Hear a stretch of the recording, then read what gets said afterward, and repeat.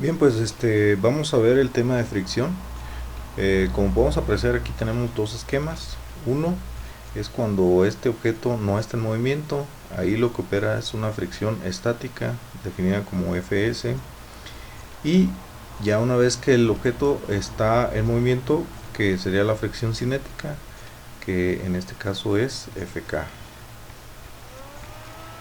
¿Sí? Aquí en el siguiente esquema, pues tenemos un peso que está sobre una mesa. ¿Cuáles son las fuerzas que actúan en este problema? Por ejemplo, el peso del propio objeto, una fuerza normal que contrarresta ese peso, que hace posible que no se vaya hacia el suelo. Tenemos una fuerza de tensión que está tratando de tirar de ese objeto, que pasa por una polea y que a su vez es activada por un contrapeso, donde tenemos nuevamente una fuerza de tensión hacia la parte superior y el peso propio del contrapeso. En un diagrama de cuerpo libre, aquí tendríamos las fuerzas de tensión del peso W', y concentrados en la parte derecha tendríamos que fuerzas: una fuerza de fricción que se opone al movimiento, una fuerza de tensión, la fuerza normal, y el peso propiamente. ¿Sí? Vamos a ver los siguientes conceptos. Por ejemplo, cómo calcular la fricción estática. Nos dice que es equivalente al coeficiente de fricción estático por la fuerza normal, y lo mismo para la fuerza de fricción cinética. Tenemos diferentes valores para lo que es el coeficiente de fricción, tanto estático como cinético. Se puede apreciar que este coeficiente es adimensional y que es superior en el caso en la fricción estática. Vamos a ver un pequeño problema para ver la aplicación propiamente de lo que es esta fuerza de fricción. Tenemos lo siguiente: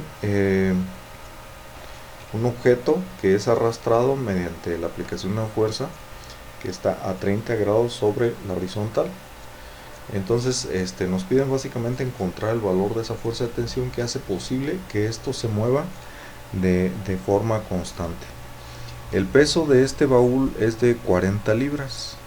Tenemos una fuerza normal que no conocemos, una fricción cinética que se opone al movimiento, y una fuerza de tensión que se descompone en X y en Y. ¿Sí? Para resolver este ejercicio, pues hay que aplicar las condiciones de equilibrio. La suma de fuerza en X debe ser igual a 0. ¿Qué fuerzas hay en X? Pues la componente X de la tensión menos la fuerza de fricción cinética. ¿Y qué componentes hay en Y? La fuerza normal, la componente Y de la tensión y el peso de 40 libras. De aquí podemos desprender lo siguiente: al despejar la fuerza normal, nos dice que es 40 libras menos la tensión en Y. ¿Sí? Y aquí, en lugar de poner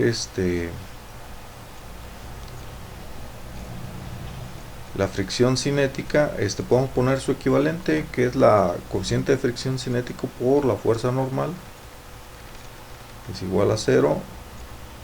Aquí tenemos los valores conocidos, por ejemplo la tensión X menos mk, que es el coeficiente de fricción.